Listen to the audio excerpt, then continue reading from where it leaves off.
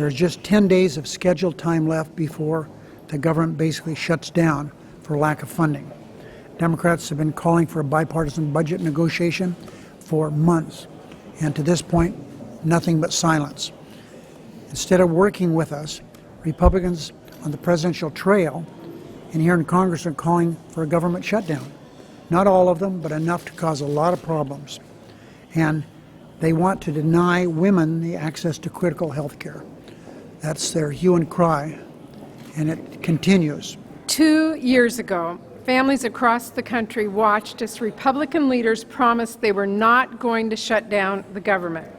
Republicans had spent months refusing to negotiate a budget deal, and they thought they were just going to wait until the last minute, kick the can down the road for another few months, and then do it all again. Well, we all remember what happened next. Republican leaders let the Tea Party take over, and they pushed us into a completely unnecessary shutdown in a bizarre and failed attempt to derail health care reform. And only after that crisis, Republicans were willing to come to the table, make compromises, and work with us to reach a bipartisan budget deal. Unfortunately, Republican leaders don't seem to have learned any lessons from 2013, and once again, we are just weeks away from an artificial crisis that could hurt our economy. Over the recess, Leader McConnell mentioned that he does not have the votes on Planned Parenthood, that he would work in September to reach out to the White House to find an agreement moving forward on government funding. Has he reached out to you guys? Have those talks started? What needs to be there for you? We've heard nothing. Zero.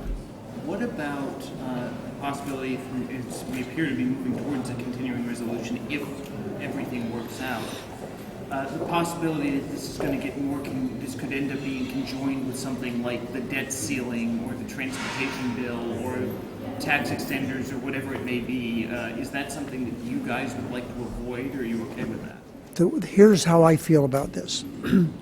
A perfect storm is out there, brewing. We have, and I've talked to Jack Lew a week ago, he doesn't know how long the government has money left to continue paying its bills. It's not a real long time. He said after the receipts come in for September, he'll have a better idea. But that's a ways from now.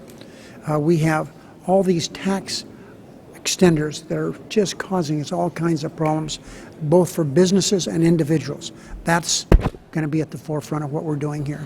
So on any CR, we have to make sure it's at the right length. We know we're going to have a short CR, but it should be short enough that we don't have to keep coming back for debt ceiling, tax extensions. We should do it all at once. On a final budget deal, you said sequestration has to be dealt with. Aren't Democrats in the White House really threatening a shutdown on their own unless they get more spending on domestic priorities? Everybody agrees we need to replace sequestration. Pardon me? Everybody agrees we need to replace sequestration. Yeah, I don't think John McCain, Lindsey Graham, they're all talking about sequestration. It's not just us.